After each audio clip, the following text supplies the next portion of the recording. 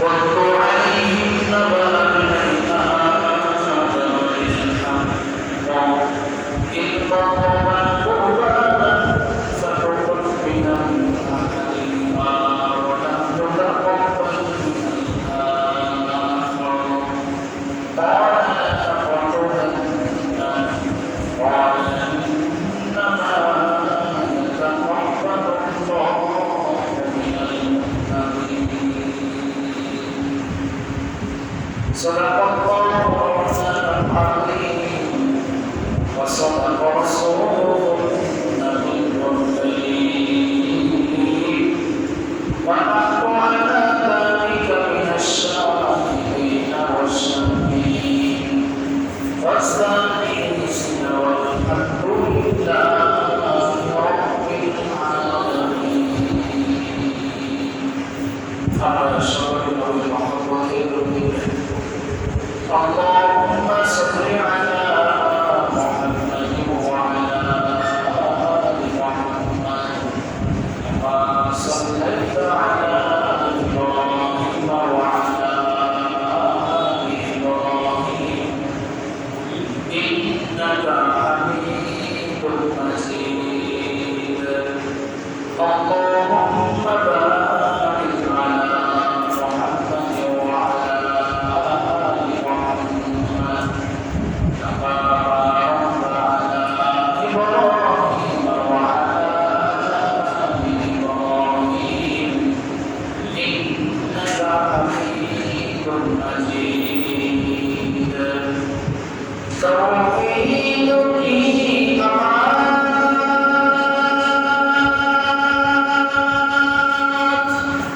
سينه إليك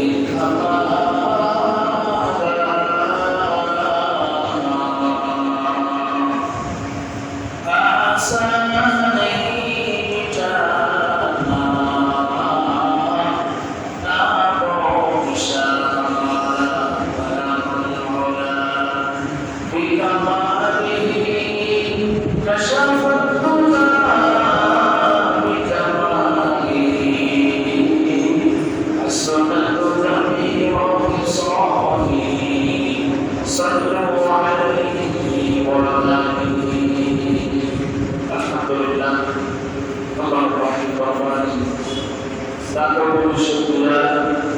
যে আমাদেরকে ভালোবেসে মহাব্বত করে তাদের উপরে মায়া করে মসজিদে আসা বসা এবং কোরআন হাদিসের আলোকে কিছু কথা আমাকে বলা আপনাদেরকে কিছু কথা শুনবার তৌফিক দান করেছেন। এই জন্য শুকরিয়া আদায় করি আলহামদুলিল্লাহ। শুকরিয়া আদায় করে খুশি হতে আজকে আমাদের কত কত মানুষ ইন্টারনেট এই সময় চুরি করতেছে, জিনাত করতেছে, ব্যভিচারিত আছে। আমাদের কত কত মানুষ জেলখানে বসতেছে, আমাদের কত কত মানুষ হসপিটালের বেডের মধ্যে শুয়ে আছে, আমাদের কত কত মানুষ অভিজ্ঞতা এবং পেরেশানির মধ্যে পড়ে আছে। আল্লাহ তাআলা দয়া করে মায়া করে আল্লাহ তাআলা মসজিদে আমাদের আসা বসা তৌফিক দান করছেন। এজন্য আমরা আবারও শুকরিয়া আদায় করি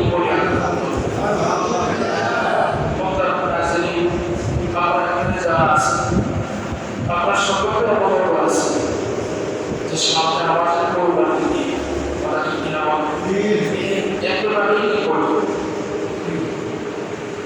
আমরা ছোটবেলায় দেখতাম কোরবানিতে 1 মাস 1.5 মাস আগ থেকে কোরবানি ঈদের যে একটা আনন্দ এটা পাওয়া যায় কিন্তু এখন কেমন জানি এই দিন যত সময় পার হচ্ছে আনন্দ করতে আগে আনন্দ লাগে না। আগে যেরকম যারা গরু লালন পালন করে তাদের যেরকম একটা আলাদা ইমেজ ছিল, আর যারা কোরবানি দিবে যারা গরু কিনবে তাদের জন্য একটা প্রস্তুতি ছিল। এখন কোন আনন্দ পাওয়া যায় এখন মানুষ ঈদের 2-3 দিন আগে হাটে যান, গরু নিয়ে আসে, কিন্তু একটা প্রস্তুতি আগে থেকে এটা এখন দেখা যায়। অথচ উত্তম ছিল এটা যে আমি যদি নিজে একটা বড় আগে থেকে দিনে কিছুদিন লালন পালন করে এরপর একটা কোরবানি দিতাম, তাহলে এটা হলো সঞ্চয় করব। এই কোরবানির সূচনা পৃথিবীর শুরু থেকে হয়েছে।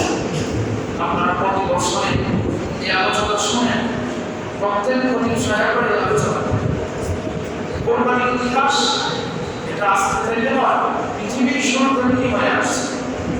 পৃথিবীর শুরুর মানুষ দুইজন ছিল, একজন আমাদের আদির পিতা হযরত আদম আলাইহিস সালাতু ওয়াস সালাম, আর একজন আমাদের মা হাওয়া আলাইহিস সালাতু ওয়াস সালাম। এনারা জান্নাতে ছিলেন। অনেক লম্বা ইতিহাস, ওই দিকে গেলে সেটা মূল আমি বুঝাইতে চাইবো, এটা আমাদের দেরি হয়ে যাবে, এই জন্য মূল বিষয়টা আমাদেরকে বুঝবো। আল্লাহ তাআলা বলছেন যে তুমি জান্নাতে থাকবা, খাইবা, সব কিছু করবা, কিন্তু বন্ধন ফলের কাছে গাছের কাছে যাইতে পারবে না। যদি ঘটনা ক্রমে বন্ধন ফল খেয়ে ফেলতো, আল্লাহ তাআলা তাদেরকে দুনিয়াতে পাঠিয়ে দিলেন। দুনিয়াতে পাঠানোর পর দীর্ঘ অনেক দিন চলে গেল, একেবারে শুকিয়ে গেল। আল্লাহ তাআলা তাদেরকে মিলিত করলেন। মিলিত হওয়ার পরে তখন প্রত্যেক গর্ভ যখন হইল, পেটে যখন সন্তান আসত, তখন দুইজন সন্তান আল্লাহ তাআলা হাওয়া আলাইহিস সালাতু ওয়াস সালামের পেট থেকে বাহির করলেন। সুবহানাল্লাহ, সুবহানাল্লাহ। স্বাভাবিকভাবে এখন আমাদের যে অবস্থা, প্রত্যেক মায়ের গর্ভ থেকে একজন সন্তান আসে, কথা কিনা বলেন, কিন্তু ওই সময় আল্লাহ তাআলা আমাদের মা হাওয়া আলাইহিস সালাতু ওয়াস সালামের গর্ভ থেকে যখন দুইটি সন্তান বাহির করতেন, দুইটি সন্তানের মধ্যে একজন ছেলে হইত আর একজন মেয়ে। ইতিহাস বিদ্যা লিখেছেন হযরত আদম আলাইহিস সালাতু ওয়াস সালামের 80 জোড়া সন্তান আল্লাহ তাআলা দিয়েছেন। সুবহানাল্লাহ, 80 জোড়া সন্তান আল্লাহ তাআলা আদম আলাইহিস সালাতু ওয়াস সালামকে দিয়েছেন। সর্বপ্রথম যেই সন্তান আল্লাহ তাআলা দিয়েছিলেন মা হাওয়া আলাইহিস সালাতু ওয়াস সালামের গর্ভে, তার নাম ছিল কাবিল, এবং তার বোন যে ছিল তার নাম ছিল হাবিল। দ্বিতীয় গর্ভে যে দুই সন্তান হয়েছিল, ওই সন্তানের ছেলে সন্তানের নাম হলো হাবিল, আর মেয়ে সন্তানের যে নাম, এই নামের অনেক মতামত আছে। কারণ ইতিহাসবিদরা অনেক নাম দিয়েছেন। একটা নাম পাওয়া যায়, সেটা হলো সাজ অথবা সাজা, এই দুইটা নাম পাওয়া যায়, ইত্যাদি ইত্যাদি। এই নামগুলো ইতিহাসে পাওয়া যায়, তবে কোরআনে সরাসরি কোনো নাম দেওয়া নেই। আল্লাহ তাআলা পৃথিবীর শুরু লগ্নে এভাবে যখন সন্তান দুনিয়াতে আসলো, এখন তাদের তো একটা বিয়ে সাথে করা আছে, কথা লিখবি না বলেন, কারণ বিয়ে যদি না হয় তাহলে তো মানুষ বৃদ্ধি পাবে না।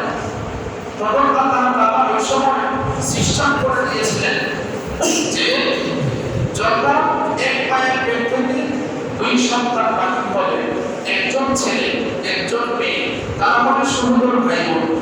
কিন্তু পরে আবার যখন গর্ভ হবে, সন্তান আসবে, তারা সুন্দর ভাই বোন হবে না।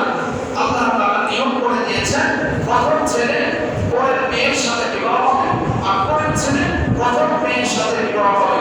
অর্থাৎ আল্লাহ তাআলা এক গর্ভের ছেলে এক গর্ভের মেয়ে এইভাবে সিস্টেম করে দিয়েছেন। ওই সময় আল্লাহ তাআলা এইভাবে সিস্টেম করেছেন। যখন তারা বিবাহের পর্যন্ত হলো, আদম আলাইহিস সালাতু ওয়াস সালাম যখন ঘোষণা করলেন যে আল্লাহর নিয়ম অনুযায়ী কাবিলের ভাগে কাবিলের বোন আর হাবিলের বোন কাবিলের বিয়ে করতে হবে, তখন কাবিল বলল যে আমি হাবিলের বোনকে বিবাহ করব, আমি সাজকে বিবাহ করব না, কারণ আপনি ছিল খুব সুন্দরী বেশি।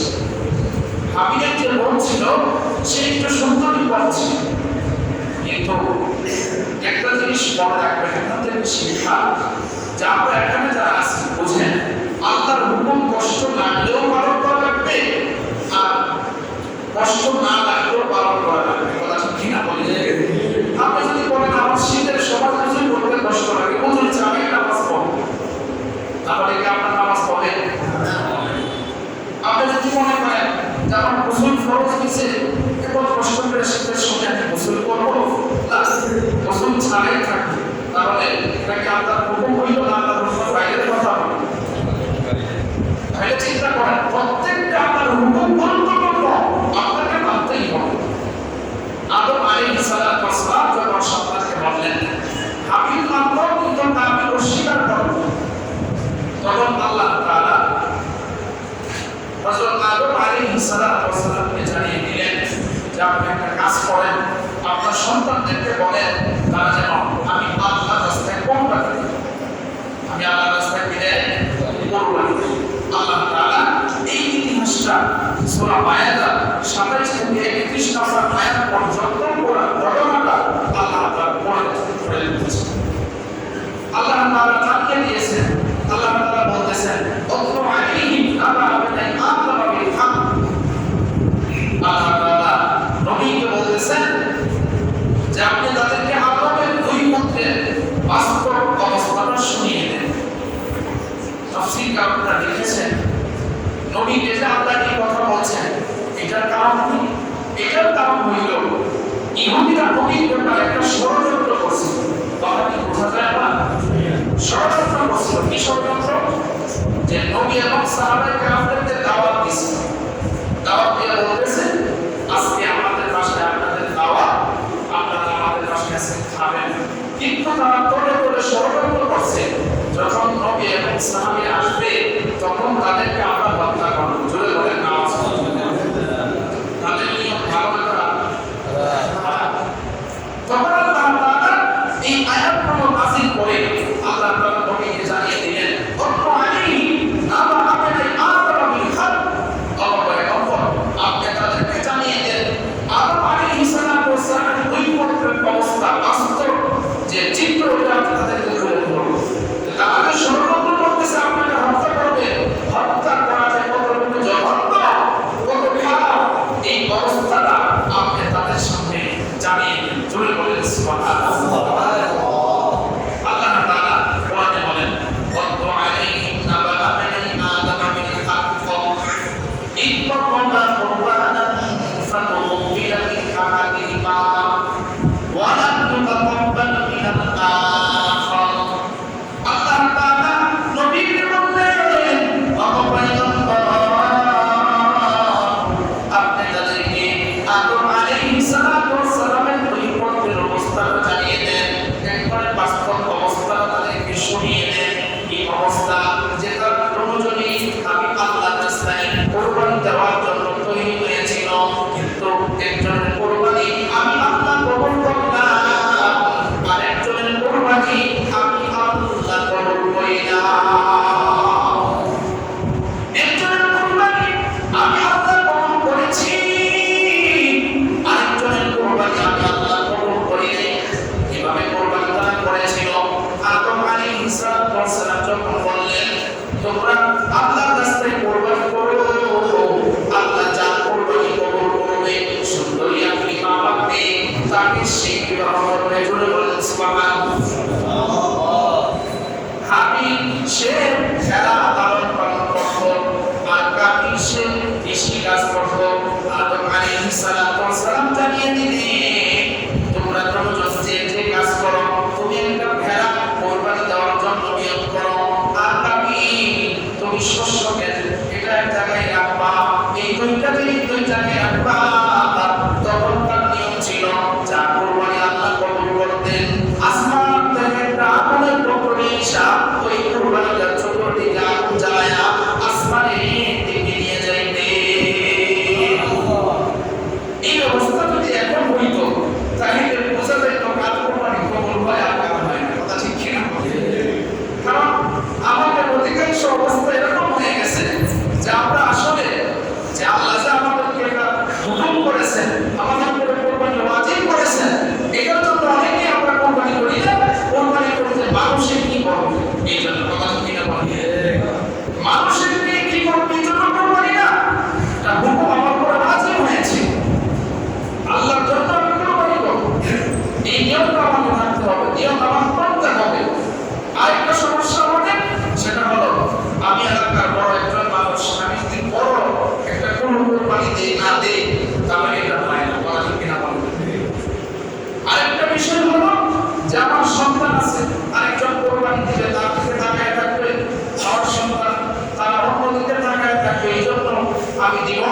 আমি কোরবানি করব। 3 নম্বরে নিয়ত আমাদের করব, কথা ঠিক কিনা? কোরবানি করা এটা আমাদের উপর ওয়াজিব হয়েছে। যেহেতু ওয়াজিব হয়েছে আল্লাহর হুকুম মানা, এটা আমার দায়িত্ব। আমি আল্লাহকে রাজি খুশি করার জন্য কোরবানি দিব। জোরে বলেন সুবহানাল্লাহ। প্রথমে দুই সন্তান প্রস্তুতি নিল মাঠের মধ্যে, এক সাইডে খেলা রাখলো, আরেক সাইডে কিছু শস্য রাখা হয়। আদম আলাইহিস সালাম সেখানে উপস্থিত ছিলেন। এবার অপেক্ষা করতেছে কার কোরবানিটা আল্লাহর দরবারে কবুল হয়। আদম আলাইহিস সালাম দেখলেন আসমান থেকে কাপড়ের কুণ্ডলে ঈশা হাবিলের যে বেড়াটা আছে তার ছোট দিকে আগুনটা করলো। তারপরে এই আগুনটা পাঁচশো হইয়া বেড়াটা জ্বালায়া আসমানের দিকে নিয়ে গেল। জোরে বলেন সুবহানাল্লাহ। এবার হাবিলের কোরবানি আল্লাহ কবুল করেছেন, কাবিলের কোরবানি কবুল করে নাই। আদম আলাইহিস সালাম ঘোষণা দিলেন, ও কাবিল, আল্লাহ তাআলার সিদ্ধান্ত হয়েছে আপনি মাকে হাবিলি বিয়ে করবেন, তুমি বিবাহ করতে পারবে না। কাবিল কোনো কথা নাই। আদম আলাইহিস সালাম যখন চলে গেলেন তখন হাবিল ডাকতে কই, ভাই আল্লাহর পক্ষ থেকে যেটা সিদ্ধান্ত হয়েছে সেটা তুমি মেনে নাও, এটার মধ্যে তোমার খায় আছে, ভালো হবে তোমার জন্য। কিন্তু কাবিল ডাকতে কই, না আমি যেটা বলেছিলাম আপনি মাকে আমি বিবাহ করব, তোমার বোনকে আমি বিবাহ করব না। এবার হাবিল ডাকতে কই, ভাই আল্লাহর সিদ্ধান্তের বাইরে যাওয়া যাবে না। এই কথা যখন চলতেছে তখন কাবিল ডাকতে কয়, প্রয়োজন হলে আমি তোমাকে হত্যা করে হলেও আমার যে আশা আমি এটা পূরণ করবো। জোরে বলেন নাউযুবিল্লাহ। সে বলতেছে আমার আশা পূরণ করার জন্য আমি প্রয়োজনে তোমাকে হত্যা করবো। নাউযুবিল্লাহ। দেখেন পৃথিবীর মধ্যে যত হত্যাকাণ্ড হয় এর পিছনে যে কোনো স্বার্থ আছে না নাই? মনোযোগ দিয়ে এখান থেকে অনেক শিক্ষা আছে। এই জমার আলোচনায় আপনাদেরকে বিস্তারিত শোনানো যাবে না, শুধু মূল আলোচনা আমি বলতেছি। অনেক শিক্ষা আছে এখানে। এই জন্য যারা আল্লাহকে ভয় করতে যারা বান্দা হবে তারা কখনো আল্লাহর হুকুমের বাহিরে যাবে না। কথা ঠিক কিনা বলুন? তারা কখনো এটা করবে না। এই জন্য দেখবেন যারা দিনদার মুত্তাকিন ফরহেজগার ছেলে, যারা দিনদার মুত্তাকিন ফরহেজগার মেয়ে, তারা কখনো বিয়ের আগে প্রেম ভালোবাসা করে না। কথা ঠিক কিনা বলেন? কারণ এটাকে আল্লাহ হারাম করেছেন। আল্লাহ হারাম করেছেন হইল যে তুমি একটা মেয়ে পছন্দ করবা, পছন্দ হইলে পারিবারিক ভাবে সুন্দরভাবে ইসলামের রীতিনীতি অনুযায়ী বিবাহ হবে। আমি আগেও বলেছি এখনো বলি যে না, বিয়ের আগে কোনো প্রেম ভালোবাসা এগুলো করা যাবে না। বিয়ের পরে বিবির সাথে যত মন চায়, যত বেশি ভালোবাসা হবে তত আল্লাহর রহমত আপনার উপরে নাযিল হবে। জোরে বলেন সুবহানাল্লাহ। বিবির চেহারার দিকে আপনি তাকাবেন, আপনি বিবির কাছে একটু বসবেন, বিবির চেহারার দিকে তাকাবেন, মুস্কি হাসি দিবেন। 100 রাকাত নফল নামাজ পড়লে যে পরিমাণ সওয়াব হবে, এই কাজটা করলে আল্লাহ তাআলা আপনার আমলনামায় এই পরিমাণ সওয়াব দিয়ে দিবেন। জোরে বলেন সুবহানাল্লাহ। তাহলে চিন্তা করেন কি পরিমাণ সওয়াব। আর এর বিপরীত আপনি যদি হারাম সম্পর্কে লিপ্ত হন, আপনি যদি আরেকটা মেয়ের সাথে প্রেম করেন, যার সাথে আপনার বিবাহ হয়নি, আপনি তার সাথে যদি কথা বলেন 24টা ঘন্টা ফেরেশতারা আপনার উপরে লানত দিতে থাকে যে সে আল্লাহর নাফরমান বান্দা, সে আল্লাহর নাফরমান বান্দা। এইভাবে আপনার উপরে লানত আসতে থাকে, যার কারণে আপনাদের এই অবস্থার মধ্যে, এই সম্পর্কে বিবাহ করার মধ্যে আল্লাহর বরকত হয় না, রহমত হয় না। কথা ঠিক কিনা? ভাই কষ্ট দিবেন না, কথা বলবো এখন জানাবো আমাদের অনেক জরুরি। এই জন্য আল্লাহর হুকুম যেখানে সেখানে আমরা আছি, আল্লাহর হুকুম যেখানে নাই সেখানে আমরা থাকবো না। রাজি আছি তো ইনশাআল্লাহ? হাবিল মেনে নিল, কাবিল মেনে নেয় না। সে বলে প্রয়োজন আমি তোমাকে হত্যা করবো। তখন হাবিল বলতেছে, ক্বালা ইন্নামা ইয়াতাকাব্বালুল্লাহু মিনাল মুত্তাকিন।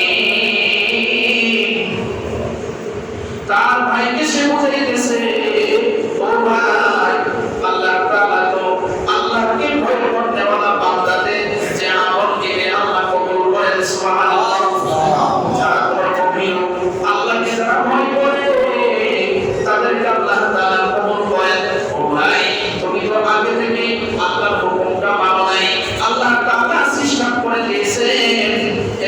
ভাই এরপরে করবে বোনকে বিয়ে করবে, এটা তুমি পারো নাই।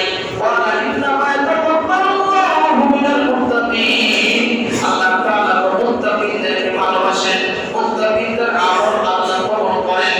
কিভাবে সে বুঝাইতেছে, কিন্তু ওই কাবিল কোনোভাবেই বুঝে না। এরপরে সে আরো বুঝাইতেছেন, লা ইন বাসাতা ইলাইয়া ইয়াদাকা লিতাকতুলানি মা আনা বিবাসিতি ইয়াদিয়া ইলাইকা লিআকতুলাক। হাবিল ডাকতে কই ভাই, তুমি যে বলছো তুমি আমাকে হত্যা করবা, তুমি আমাকে হত্যা করার জন্য যদি হাত বাড়াও, আমি কিন্তু তোমাকে হত্যা করার জন্য তোমার দিকে হাত বাড়াবো না। তুমি বলেন সুবহানাল্লাহ। তুমি আমাকে হত্যা করার জন্য যদি হাত বাড়াও, ও ভাই আমি তোমাকে হত্যা করার জন্য হাত বাড়াবো না। কেন? ইন্নী আখাফুল্লাহ রাব্বিল আলামিন। জোরে বলেন আল্লাহু আকবার। কেন আমি আল্লাহকে ভয় করি, আল্লাহকে আমি ভয় করি। এজন্য তুমি যদি আমাকে হত্যা করার জন্য মারার জন্য হাত বাড়াও, আমি তোমাকে মারার জন্য হাত বাড়াবো। এখান থেকে আমাদের শিক্ষা, যারা মুত্তাকিন হবে, যারা আল্লাহকে ভয় করবে ওরা বান্দা হবে, তারা সবসময় হুঁশিয়ার থাকবে যে একজনে আমাকে হয়তো কোনো এক সময় গালি দিয়েছে, আমি একটু সবর করবো। কথা ঠিক কিনা বলেন? তাহলে তার মধ্যে আমার মধ্যে পার্থক্যটা কি হবে? এটা হলো উত্তম। যে এক ভাই আমাকে গালি দিয়েছে, এক ভাই আমাকে কষ্ট দিয়েছে, আমি যদি তারে আমার উল্টা আরেকটা গালি দেই, তখন সে আর আমি তো সমান সমান হয়ে গেলাম। কথা ঠিক কিনা বলেন? আমার দরকার সবর, একটু ধৈর্য ধরা। যাক সে বুঝে নাই, তাকে আমার একটু বোঝানো, ভাই আপনি যে আমাকে গালিটা দিতেছেন এটা আসলে ঠিক না, এভাবে তাকে বোঝানো। এটা হলো ইমানদার মুত্তাকিন পরহেজগারের কাজ, যেটা হাবিলের কাছ থেকে আমরা সরাসরি কোরআন থেকে শুনতেছি। সে সুন্দর করে বোঝাইতেছে, লা ইন বাসাত্তা, সে সুন্দর করে বোঝাইতেছে, ইলাইকা ইয়াদাকা লিতাকতুলানি মা আনা বিবাসিতি ইলাইকা লিআকতুলাক। তুমি আমার দিকে যদি আমাকে মারার জন্য হাত বাড়াও, আমি তোমাকে মারার জন্য হাত বাড়াবো না। ইন্নী আখাফুল্লাহ রাব্বাল আলামিন, কেননা আমি আল্লাহকে ভয় করি। জোরে বলেন সুবহানাল্লাহ। সেভাবে বুঝাইতেছে। এরপরে দেখেন আরো কি বুঝাইতেছে, ইন্নী উরিদু আন তাকুনা বিইসমি ওয়া ইসমিক ফাতাকুনা মিন আসহাবিন নার। আমি তার ভাইকে রাখতে হবে, ভাই আপনি যে এগুলো করতেছেন, আমার পাপ কিন্তু আপনার মাথার উপরে যাবে। আপনার পাপ তো আছে, আমার পাপ এবং আপনার পাপ, আপনি যদি আমাকে হত্যা করেন আপনার মাথায় যাবে, আমার সকল পাপের বোঝা আপনার উপরে এসে পড়তে হবে। সুতরাং আপনি এটা করবেন না। এটা যদি করেন তাহলে আল্লাহ তাআলা আপনাকে জাহান্নামী বানিয়ে দিবে। আসহাবিন নার, আপনি জাহান্নামে চলে যাবেন। দেখেন কত সুন্দর কইরা তার ছোট ভাই আমি তার বড় ভাইকে বোঝাচ্ছে, ভাই আমার পাপ আপনার মাথায় চলে যাবে, আপনার পাপ তো আছেই। সুতরাং এইগুলো যদি আপনি করেন তাহলে আল্লাহ তাআলা আপনাকে জাহান্নামে দিয়ে দিবেন। এরপরে আবার এটা বলতেছেন, ওয়াযালিকা জাযাউল যালিমিন। আল্লাহু আকবার। তিনি বলতেছেন, ভাই আর এটাই হইল যারা জালেম তাদের কর্মফল। এই পৃথিবীর মধ্যেও দেখবেন অনেক মানুষ আছে ক্ষমতার দোহাই দিয়া, ভালো মানুষ যারা আল্লাহকে ভয় করে, সত্য কথা বলে, কোরআনের কথাগুলো বলে, তাদেরকে কষ্ট দেয়, আছে না? তাদের কর্মফল হবে নাই। এটা শুধু মনে করেন যে হাবিল কাবিলের ঘটনা, তা না। পৃথিবীর শুরু থেকে এই পর্যন্ত কিয়ামত পর্যন্ত যত মানুষ আসবে সকলের জন্য এটা মেসেজ। কথা ঠিক কিনা বলেন? যারাই অন্যায়ভাবে মানুষকে কষ্ট দিবে, অন্যায়ভাবে মানুষের উপরে হাত তুলবে, অন্যায়ভাবে মানুষকে হত্যা করবে, অন্যায়ভাবে মানুষকে ষড়যন্ত্র করবে, প্রত্যেকটা মানুষের কর্মফল হবে জাহান্নাম।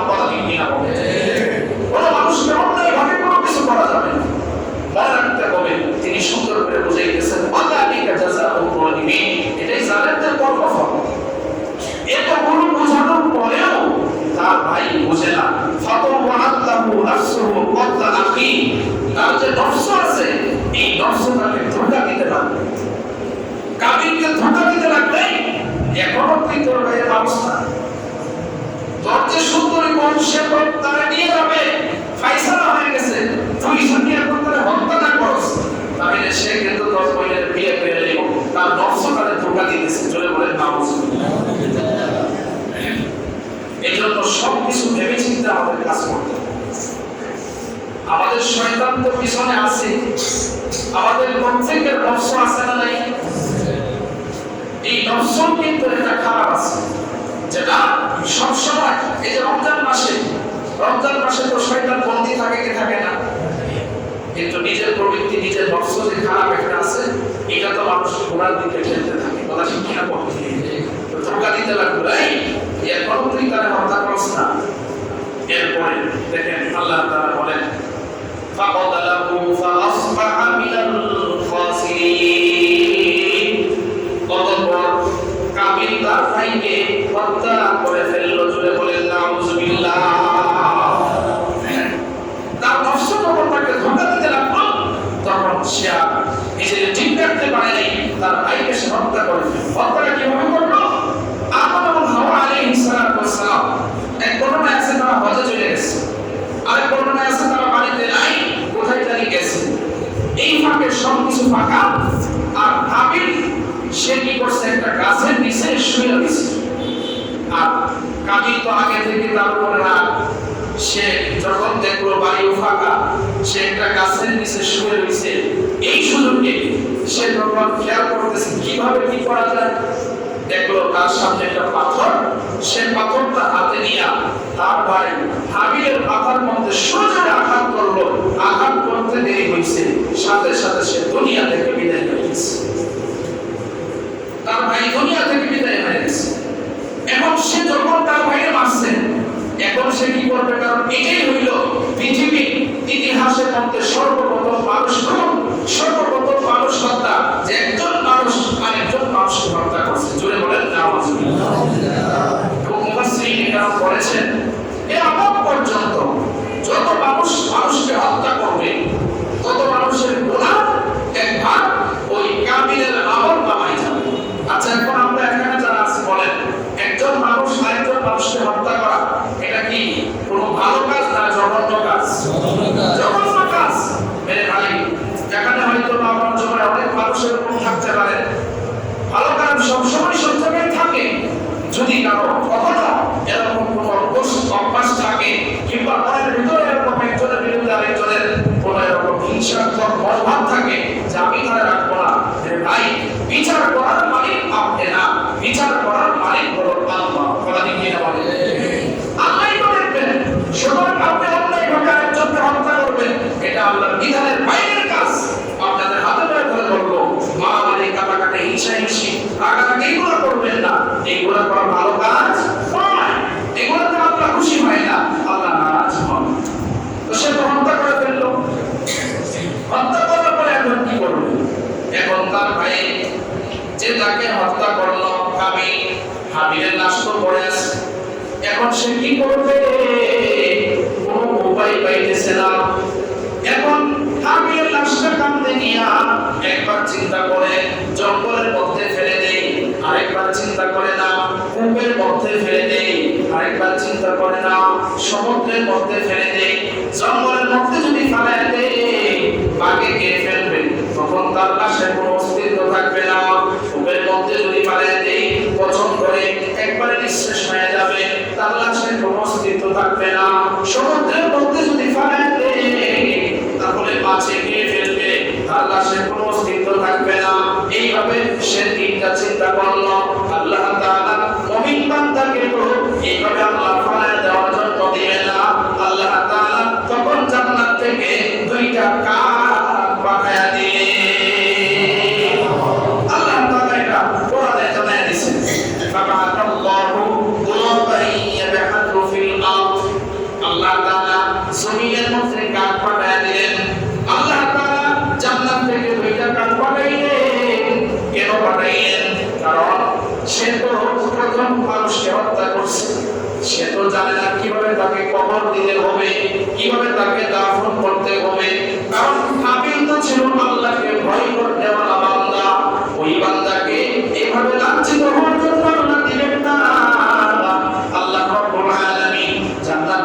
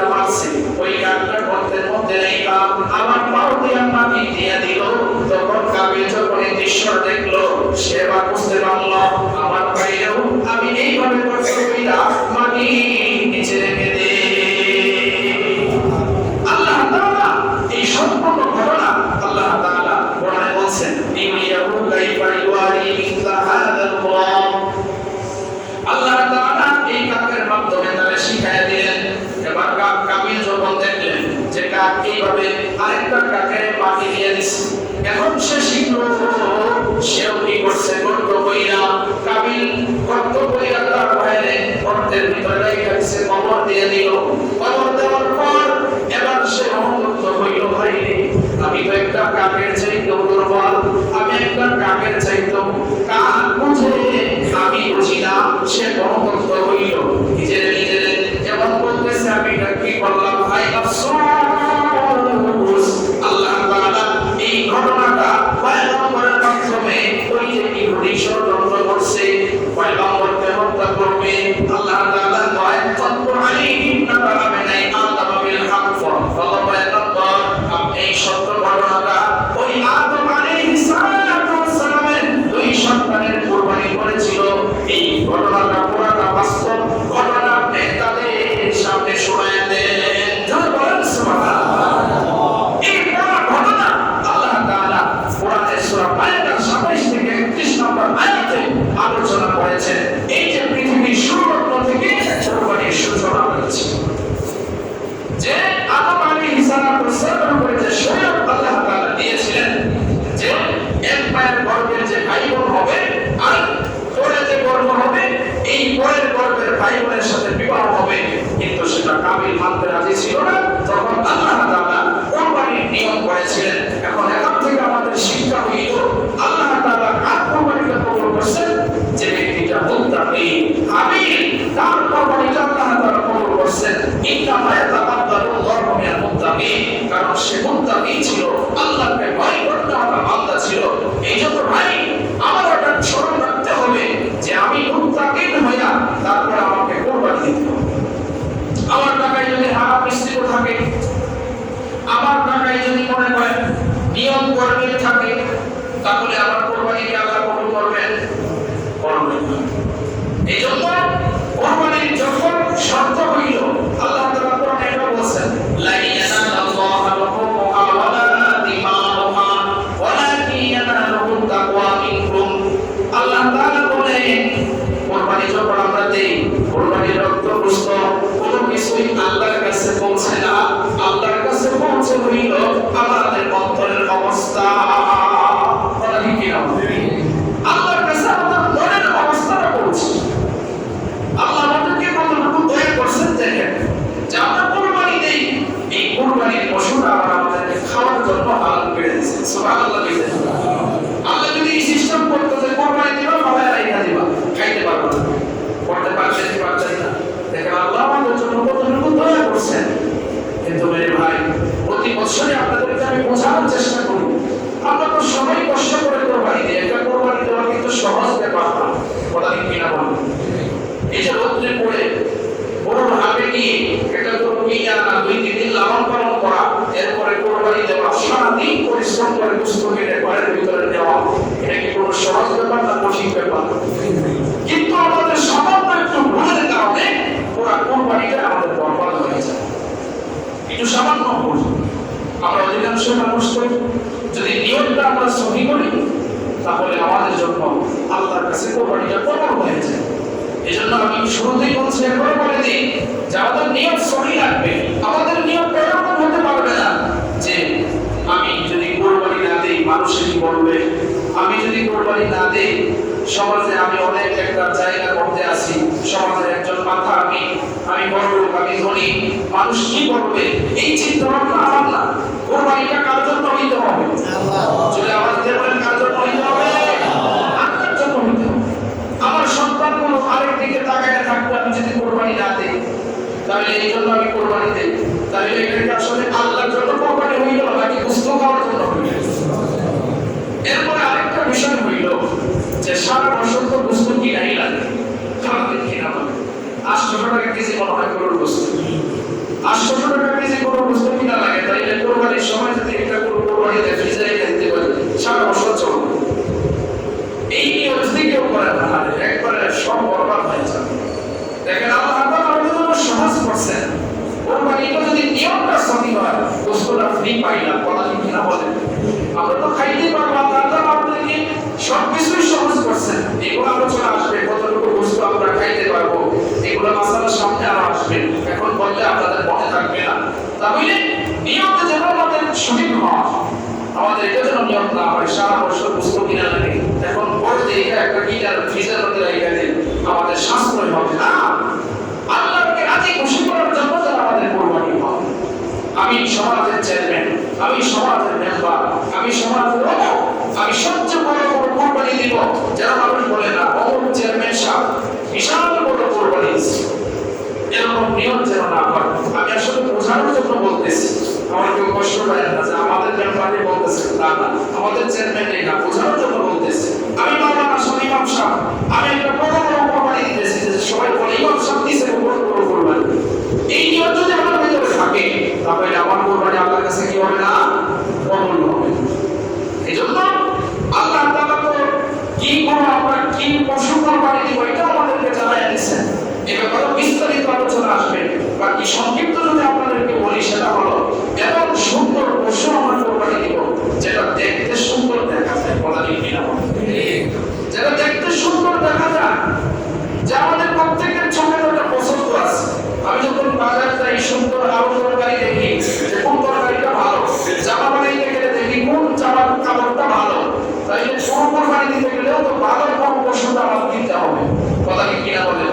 আল্লাহর হুকুমের ক্ষেত্রেও ভালো জিনিসগুলো চয়েস করেছে। তাহলে মেরে ভাই, যেহেতু সময় একেবারেই শেষ, এই জন্য এই সপ্তাহে আলোচনা হবে না, ইনশাআল্লাহ সামনের সপ্তাহ থেকে ধারাবাহিক একবারে কোরবানির ঈদের আগ পর্যন্ত আলোচনা ইনশাআল্লাহ হবে। পাঁচটা মাসের সবকিছু আপনাদেরকে বিস্তারিত বলবো। এই জন্য এখান থেকে আমরা কি শিখলাম, আজকে আমাদের শিক্ষা